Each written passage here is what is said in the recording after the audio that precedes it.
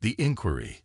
Senior cartographer Zelith Barr stood before the Galactic Mapping Authority's central projection, his forearms crossed in frustration as he studied the curious blank spot in the otherwise meticulously documented star chart. The GMA prided itself on having mapped 97.3% of the known galaxy over its 3,000-year existence. Yet this region, a spiral arm segment approximately 12,000 light-years in length, remained conspicuously empty, marked only with the designation Restricted Zone, Human Territorial Space. Director Orin, Zelith addressed his superior, an ancient Valerian whose translucent skin revealed the slow pulse of their three hearts. I found 17 separate mission logs of cartography vessels that approached human territory in the last 50 cycles. None returned with complete data. Director Orin's crystalline eyes narrowed. The humans maintain territorial sovereignty, cartographer Var.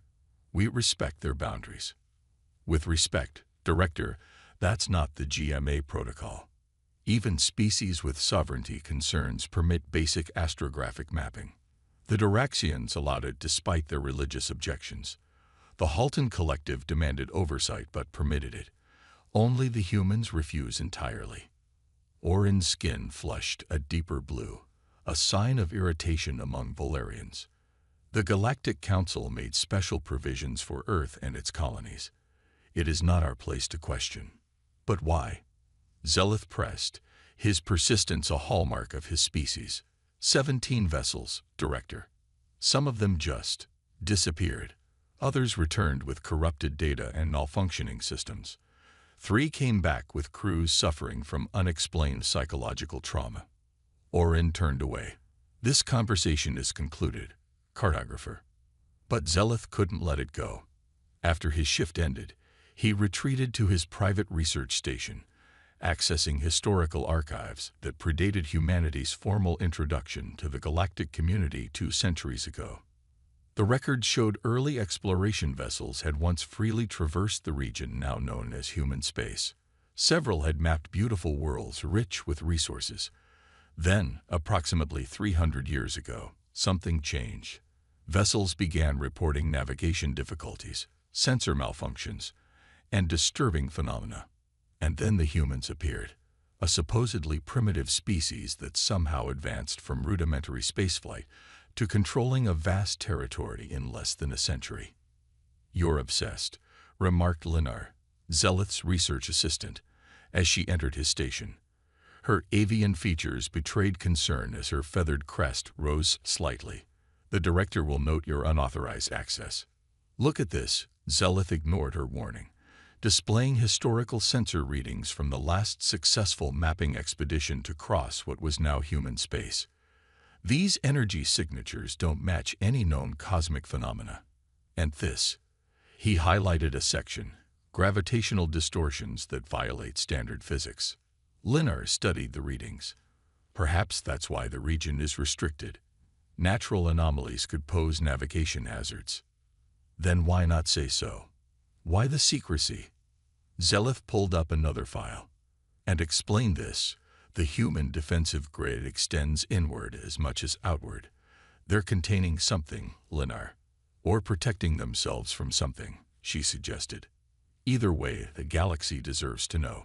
Zelith's determination solidified. I'm assembling a team. It took 3 months to gather the specialists he needed. Krev Dorn, a brilliant propulsion engineer who could modify their vessel's signature to avoid detection. Thalia Sen, a xenoanthropologist specializing in emergent civilizations, and Moro Vex, a security specialist whose military background would prove invaluable if they encountered trouble. Together with Linar and himself, they formed a small but capable crew. Their vessel, the Stellar Inquiry, was officially dispatched to map an unremarkable cluster 2 sectors away from their actual destination. Once clear of monitoring stations, Krev activated the modifications that would mask their true course. Approaching the boundary of human territorial space, Linar announced as the ship decelerated, passive sensors only. As agreed, the view screen showed nothing unusual, just stars and the peaceful vacuum of space. No warning beacons, no patrol vessels, nothing to indicate they were crossing into restricted territory. "This is unexpected," Philia commented. "Most species mark their boundaries clearly." "Perhaps they rely on more subtle detection methods," Morrow suggested, his warrior's instincts on alert. They hadn't traveled more than 2 light-years past the boundary when the first anomalies appeared. The ship's instruments flickered, gravity fluctuated subtly, and the quantum positioning system reported impossible spatial coordinates. "Something's affecting our sensors," Krev reported, his scaled hands moving rapidly across the engineering console. "It's as if space itself has different properties here." Zeleth felt vindication and unease in equal measure. "Can you compensate?" "Partially," Krev replied. "But these aren't typical distortions. It's almost like deliberate interference." They proceeded cautiously, documenting everything. On the 3rd day, they detected a human outpost, a small monitoring station orbiting an unremarkable moon. They gave it wide berth, but not before Philia captured detailed scans. "Their technology is peculiar," she observed. "Some aspects are remarkably advanced, perhaps beyond even Valerian standards, while others seem almost primitive. And there's something else." She highlighted a section of the station. "These arrays aren't communications or weapons. They're measuring something. Space-time stability," Krev suggested after analyzing the data. "They're monitoring the fabric of reality itself." As they ventured deeper, they discovered more outposts, all with similar monitoring equipment.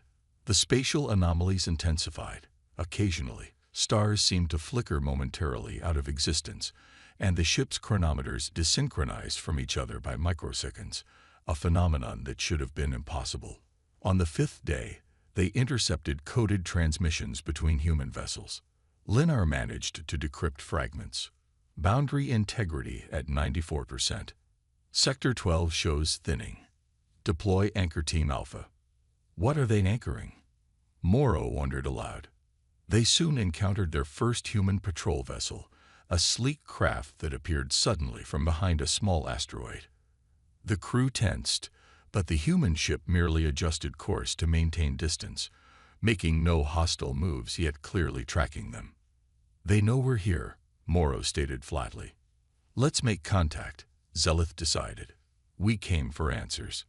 Direct inquiry may be our best option." To their surprise, the humans responded immediately to their hail.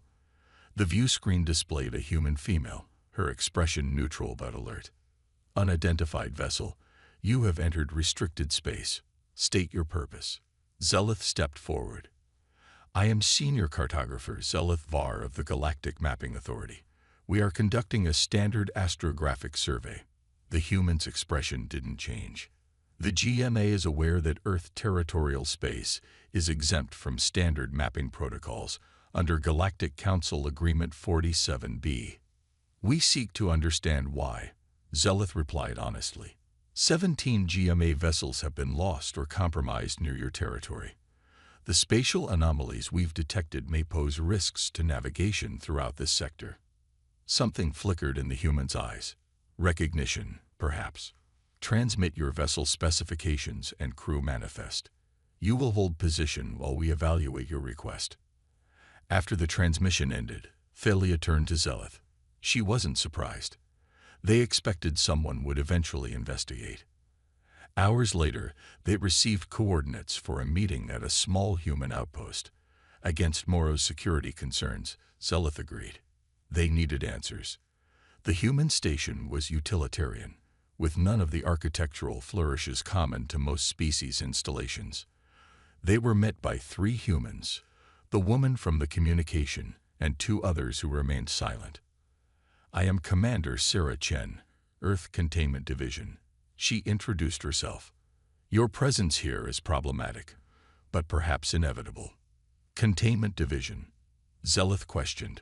"What are you containing, Commander?" Chen studied them carefully before responding. "How much do you know about multiversal theory, cartographer?" The question caught Zeleth off guard. "It's theoretical physics. Multiple universe planes potentially existing parallel to our own. Not theoretical, Chen corrected. Empirical. 300 years ago, humanity discovered that the boundaries between universes are not uniformly stable. In some regions, they're dangerously thin. You're suggesting interdimensional breaches? Krev asked, his scientific mind immediately grasping the implications. Chen nodded. In this spiral arm, the membrane between our universe and others has been compromised for millennia. When humanity first developed faster-than-light travel, we discovered the damage. And what was coming through? Coming through. Linar echoed, her feathers flattening in alarm. Reality is subjective. Cartographer. Chen said gravely. What exists in neighboring universes doesn't necessarily conform to our physics, our biology, or our comprehension. The entities that attempt to cross over, she paused, they're incompatible with our existence. Their mere presence degrades local space-time. You're containing interdimensional entities, Zeleth realized, the pieces falling into place. That's why you won't permit mapping. You're hiding breaches. We're protecting the galaxy, Chen corrected. Your mapping vessels disappeared or returned damage because they encountered thin spots or partial manifestations. Your sensors aren't designed to process such phenomena safely. Why keep this secret? Philia asked. The Galactic Council could provide resources, assistance. Panic, Chen interrupted. Mass hysteria, religious upheaval. And frankly, most species lack the psychological framework to process the reality of what exists beyond the boundary. Humans have an advantage. Our cultural development included millennia of mythology about eldritch horrors and cosmic abominations. We were psychologically primed to accept the incomprehensible. As if on cue, alarms blared throughout the station. Chen's communication device activated. Commander, thin spot forming in Sector 14. Class 3 breach imminent. Chen's expression hardened. You wanted answers, cartographer. Now you'll see them firsthand. The revelation. The human transport vessel moved with surprising speed, Chen and her team working with practiced efficiency as they guided the stellar inquiry crew toward what they called a containment event. The aliens watched in fascination as the humans donned specialized gear, not traditional spacesuits, but something far more complex, with glittering circuitry woven throughout the material. Reality stabilization gear, Chen explained as she sealed her helmet. It protects us from cognitive distortion and temporal displacement. Through the transport's viewports, Zeleth observed dozens of human vessels converging on the same coordinates. The spatial distortions were visible even to the naked eye now. Light bending unnaturally, stars seeming to smear across the darkness. What exactly happens during a breach? Krev asked, his scientific curiosity overcoming his growing unease. Chen's voice came through their communication system. The membrane between universes tears. Something tries to come through. Something that doesn't belong in our reality. Our job is to reinforce the boundary and push it back before it fully manifests. You make it sound routine, Morrow observed. For us, it is, one of Chen's colleagues replied. Earth containment handles approximately 700 incursions annually, ranging from minor seepages to potential extinction-level events. The transport slowed as they approached the breach site. What Zeleth saw defied comprehension. A writhing distortion in space, roughly 5 kilometers across. It wasn't simply a visual anomaly. It seemed to extend beyond normal perception, as if parts of it existed in dimensions he couldn't quite process. Colors that had no names twisted through the void, and geometries that shouldn't be possible bent the surrounding starfield.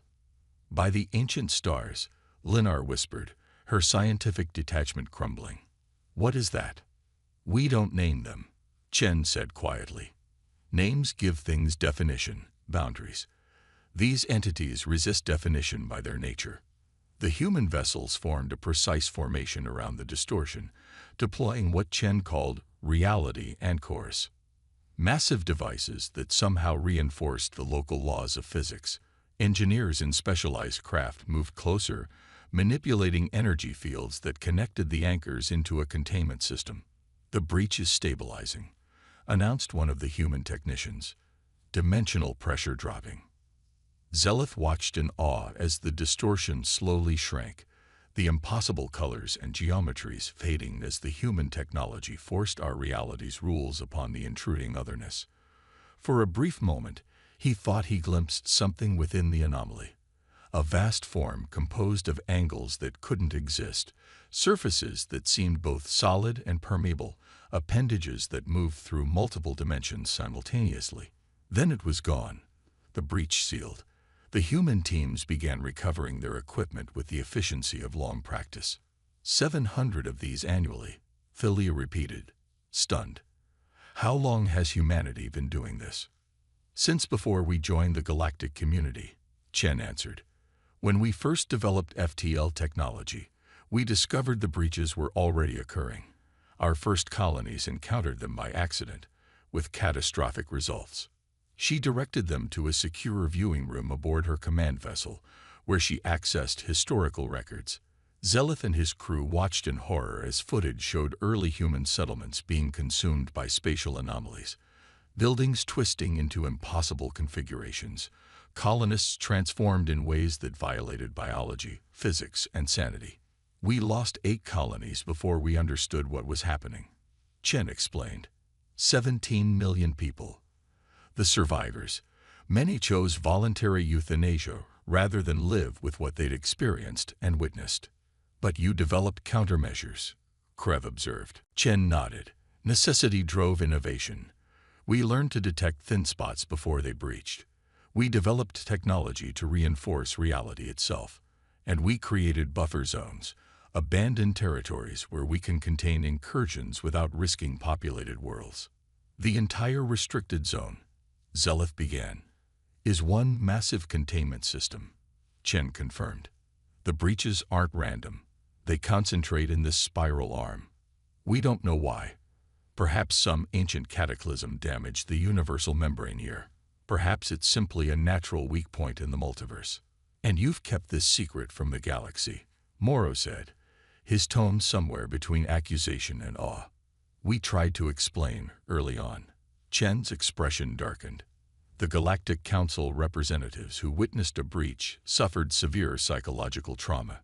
3 species declared holy wars against us, believing we were causing the incursions. 2 others attempted to weaponize the breaches." She sighed. "Eventually, we reached a compromise. The highest levels of the Council acknowledged our containment mission and granted us autonomous authority over this region. In exchange, we maintain the barriers that protect every sentient being in this galaxy from horrors they cannot comprehend." The mapping ships, Linner suddenly understood. They weren't just keeping secrets, they were protecting us.